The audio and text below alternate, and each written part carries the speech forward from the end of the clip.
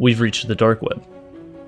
Dark web सुनते ही बहुत सारे लोगों के मन में क्यूरियोसिटी जागती है, पर सच मानिए पूरी तरह से डार्क वेब को जानने के बाद आपकी ये क्यूरियोसिटी कभी भी नहीं जागेगी। डार्क वेब बिल्कुल एक हॉन्टेड हाउस के उस कमरे जैसा है जिसे कभी भी आपको खोलना नहीं चाहिए। ये इंटरनेट की वो काली परछाई है जिससे हर किसी को दूर रहना चाहिए। आज की स्पाइन चिलिंग वीडियो में मैं आपको डार्क वर्ल्ड के बेसिक इंफॉर्मेशन से लेकर कैसे उसने कई लोगों की जिंदगी बर्बाद कर दी ये सब बताने वाला हूँ, तो वीडियो को एंड तक देखना।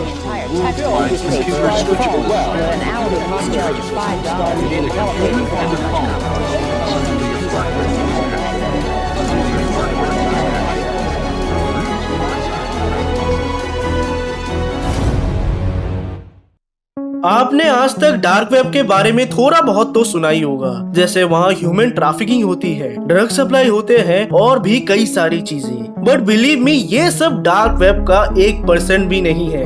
आपने आज तक डार्क वेब के बारे में ऐसी इंफॉर्मेशन कहीं नहीं सुनी होगी, तो पहले थोड़ा जान लेते हैं कि आखिर डार्क वेब होता क्या है। आप इसे एक समुद्र के जैसे समझिए। समुद्र के सबसे ऊपर के सरफेस पर सबसे ज्यादा सूरज की रोशनी आती है और यही है इंटरनेट का सरफेस वेब जिसे हम सब इस्तेमाल करते हैं, पर सिर्फ 5% ही है ये। अभी समुद्र के थोड़े नीचे जाइए, जितना आप डीप जाएंगे वैसे वैसे अंधेरा बढ़ता जाएगा और यहाँ पर आप पहुँचते हैं डीप वेब पे। इसे हम जैसे कॉमन लोग ज्यादातर एक्सेस नहीं करते हैं, पर फिर भी हम कभी कभार बिना जाने डीप वेब में चले ही जाते हैं। अब इधर से थोड़ा और नीचे चलिए और अब हम आते हैं डार्क वेब पर, जहां सूरज की थोड़ी भी रोशनी नहीं आती। इसीलिए इसे इंटरनेट का सबसे डार्केस्ट पार्ट कहा जाता है, जहां पर जाना तो दूर, सोचना भी आपकी जिंदगी की सबसे बड़ी गलती बन सकती है। भले ही डार्क वेब डीप वेब का बहुत छोटा सा परसेंट है, पर इतना ही किसी को डराने के लिए काफी है।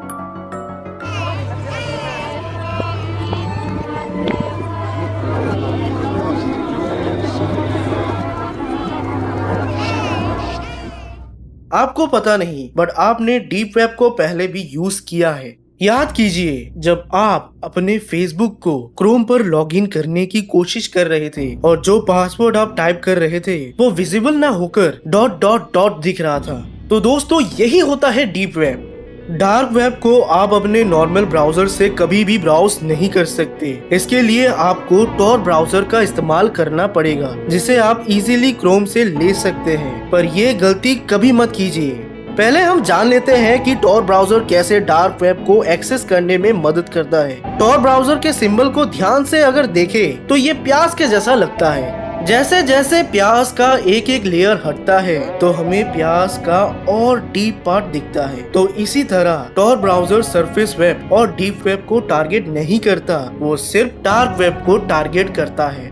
टॉर ब्राउजर को यूज करके आप डार्क वेब में सीधा एंटर कर सकते हैं, पर यहाँ कुछ सर्च करने से पहले ही आप अपने हजारों रुपए या मैं कहूँ तो लाखों रुपए गवा देंगे। डार्क वेब पर अनगिनत हैकर्स आप जैसे नए लोगों के लिए इंतजार करते रहते हैं कि गलती से भी आप कोई गलत लिंक पर क्लिक करें और आपकी बैंक की डिटेल्स, मोबाइल नंबर सब 1 सेकंड में पब्लिक हो जाए। To be safe, dark web को सिर्फ एक नॉलेजेबल हैकर ही ध्यान से सर्फ कर सकता है। अगर आप डार्क वेब को सर्व किए और जैसे ही आपने अपना टॉर ब्राउजर ऑफ किया और आपका पीसी हैक हो जाए, तो इसमें कोई हैरानी की बात नहीं है। सिर्फ कुछ सेकंड में ही आपका डिवाइस किसी भी एनोनिमस हैकर के कंट्रोल में आ जाएगा।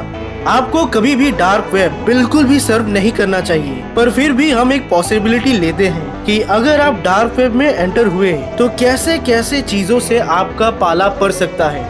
सबसे पहली चीज, डार्क वेब हमारे नॉर्मल वेब जैसा बिल्कुल भी नहीं होता। इसके ग्राफिक्स बहुत ही ज्यादा बोरिंग होते हैं, जो कि बिल्कुल भी किसी को अट्रैक्ट करने के लिए नहीं होते। डार्क वेब में जाते ही हो सकता है कि आपके पास कई सारे लोगों के मैसेजेस आने लगे। हो सकता है कि उनमें से कई लोग आपको ड्रग्स तक सेल करने की कोशिश करें, क्योंकि डार्क वेब पर ड्रग्स सेल करना बहुत ही कॉमन है। वहाँ पर आपको हजारों लोग मिलेंगे जो कि दूसरे लोगों के credit card details, password sell कर रहे होंगे, जिन्हें आपको बिल्कुल भी नहीं लेना है, क्योंकि फर्स्ट प्रॉब्लम यहाँ पर ये आएगी कि dark web normal transactions accept नहीं करता। यहाँ पर आप यूपीआई या बैंक ट्रांजैक्शंस नहीं कर सकते। यहाँ पर सिर्फ आप क्रिप्टो से ही ट्रेड कर सकते हैं। यानी कि आपको कुछ खरीदना है तो उसके लिए आपको सामने वाले को क्रिप्टो में ही पे करना होगा। और इसका सिंपल सा रीजन है कि क्रिप्टो को ट्रैक नहीं किया जा सकता, यानी कि आपको कभी पता ही नहीं चलेगा कि आपने पैसे भेजे किसको है। पर दूसरी जो सबसे बड़ी प्रॉब्लम है वो है कि क्रिप्टो में पे करते समय अगर आपको क्रिप्टो ट्रांजैक्शंस की अच्छी नॉलेज नहीं है तो बहुत पॉसिबिलिटी है कि सामने वाला हैकर आपके क्रिप्टो वॉलेट को भी हैक कर ले और वहां से आपके बैंक डिटेल्स तक इजीली पहुंच जाए। अगर आपने फिर भी इन चैट्स को इग्नोर किया और डार्क वेब के थोड़े और अंदर गए तो आपको कई सारे वेबसाइट्स दिखेंगे, पर इनमें से 90% वेबसाइट्स को आप एक्सप्लोर नहीं कर पाएंगे। इसका सबसे बड़ा रीजन है इन वेबसाइट्स की सिक्योरिटी। डार्क वेब पर कोई भी वेबसाइट हमारे नॉर्मल ब्राउजर जैसे नहीं होते हैं। इन्हें खोलने के लिए आपको स्पेसिफिक पासवर्ड के साथ स्पेसिफिक अमाउंट पे करना होता है। अगर आप ऐसा करते हैं तभी आप किसी वेबसाइट में जा सकते हैं। पर यहाँ आपको कुछ वेबसाइट्स फ्री में मिलेंगे, जैसे कि रेड रूम, मारियाना वेब और कई सारे ह्यूमन ट्रैफिकिंग के वेबसाइट्स, जहाँ पर आप बिना पैसे दिए इन वेबसाइट्स को सर्व कर सकते हैं। पर आपने एक बहुत ही फेमस कहावत तो सुना ही होगा कि अगर आप किसी प्रोडक्ट के लिए पे नहीं कर रहे इसका मतलब आप खुद उनके प्रोडक्ट है। जैसे ही आप रेड रूम जैसे वेबसाइट्स पर जाएंगे तो वहाँ पर हजारों लोग या मैं कहूँ तो लाखों लोग एक साथ वेबसाइट को सर्व कर रहे होंगे। साइड में हजारों की स्पीड से चैट्स आ रही होंगी और बीच में एक स्क्रीन पर एक इंसान को टॉर्चर किया जा रहा होगा। बहुत पॉसिबल है कि उस इंसान को ऐसी ऐसी तकलीफें दी जा रही हो जिसे देखना तो दूर बोला भी नहीं जा सकता। हो सकता है उस इंसान को बहुत बेरहमी से किसी नुकीली चीज से मारा जा रहा हो, तकलीफ दी जा रही हो और अगले ही पल ये सब रुक जाए। जब कभी असैसिनेटर रुकता है तो वो सिर्फ सामने वाले के कमांड के लिए रुकता है। वहाँ पर आप अपने पैसे देकर उस विक्टिम के साथ कुछ भी करवा सकते हैं। आप कह सकते हैं कि मैं चाहता हूँ उस विक्टिम को जोर से चाकू से मारूं, और जैसे ही आप इस चीज के लिए पे करेंगे वो असैसिनेटर सीधे उस विक्टिम को चाकू मार देगा। ये तो सिर्फ एक एग्जाम्पल है, वहाँ पर आप इंसानियत का सबसे भयानक पहलू को देखोगे। ऐसा ही फ्लोरिडा में रहने वाले एक लड़के के साथ हुआ। Just being a normal person, उसने भी कुछ ही दिन पहले डार्क वेब का नाम सुना और बहुत क्यूरियोसिटी में आकर उसने टॉर ब्राउजर को अपने कंप्यूटर में इंस्टॉल किया। पर वो नहीं जानता था कि कुछ ही घंटों में उसे अपने फैसले पर पछताना भी पड़ेगा। टॉर ब्राउजर को इंस्टॉल करने के बाद जैसे ही वो सर्च टैब पर गया तो उसे बहुत सारे लोगों के मैसेजेस आने लगे। उसने बहुत प्रिसाइसली एक भी मैसेज पर क्लिक नहीं किया और होम पेज पर चला गया। होम पेज पर जाते ही उसकी स्क्रीन ब्लैक हो गई। पूरी तरह से स्क्रीन ब्लैक होते ही अगले ही पल उसके स्क्रीन के आधे पार्ट में अपने आप चैट्स आने लगे। उन चैट्स की स्पीड बहुत ज्यादा थी, उन्हें पढ़ा नहीं जा सकता था। बचे हुए स्क्रीन में एक विक्टिम लड़की को दिखाया जा रहा था जिसे एक रोप से चेयर पर बांधा हुआ गया था, और दूसरे ही पल वहां पर एक मास्क पहना आदमी आया जिसके दोनों हाथों में धार धार चाकू थे। वो आदमी कैमरे की तरफ देखकर उन चाकुओं को कैमरे की तरफ दिखाए जा रहा था। ऐसा लग रहा था जैसे वो मॉनिटर के बाहर बैठे हुए लोगों को वार्न कर रहा है। अगले ही पल वो आदमी रुककर कुछ पढ़ने लगा और पीछे जाकर उस लड़की के 3 उंगलियों को काट दिया। ये चीज देखने में इतना ज्यादा दर्दनाक था कि वो लड़का अब आगे बिल्कुल भी देख नहीं पा रहा था। उसे शायद पता चल चुका था कि अभी तक वो रेड रूम के किसी वेबसाइट को देख रहा है। तभी वहाँ पर बैक जाने का एक बटन आया। उसने बिना सोचे समझे उस बटन पर प्रेस कर दिया और वहाँ से खुलता है एक दूसरा पेज। उस पेज पर जाते ही उसने देखा कि उसका कैमरा ऑन हो गया है और अब वो पीसी पर खुद को देख पा रहा है। ये देखकर वो बहुत डर गया। उसने अब कीबोर्ड के बैक बटन को प्रेस किया पर उसका पीसी वर्क नहीं कर रहा था। ऐसा लग रहा था कि वो पूरी तरह से हैक हो चुका है। उसके मॉनिटर पर उसका ही चेहरा साफ साफ दिख रहा था कि तभी मॉनिटर की स्क्रीन स्प्लिट होती है और दूसरे स्क्रीन पर 4 लोग मास्क पहनकर उस लड़के को देखते रहते हैं। तभी उन 4 लोगों की स्क्रीन ब्लैक हो गई और अगले ही पल उस स्क्रीन पर लिखा आया, हम जल्दी मिलेंगे।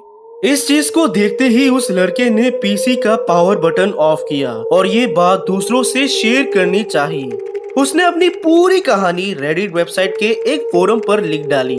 उसने लिखा, अगर मैं बच गया तो वापस आकर इस पोस्ट को एडिट करूंगा। पर कहा जाता है कि उसके बाद 2 महीने तक उस पोस्ट को कोई एडिट करने नहीं आया और तीसरे ही महीने उसका अकाउंट डिसेबल हो गया और वो पोस्ट भी डिलीट हो गया।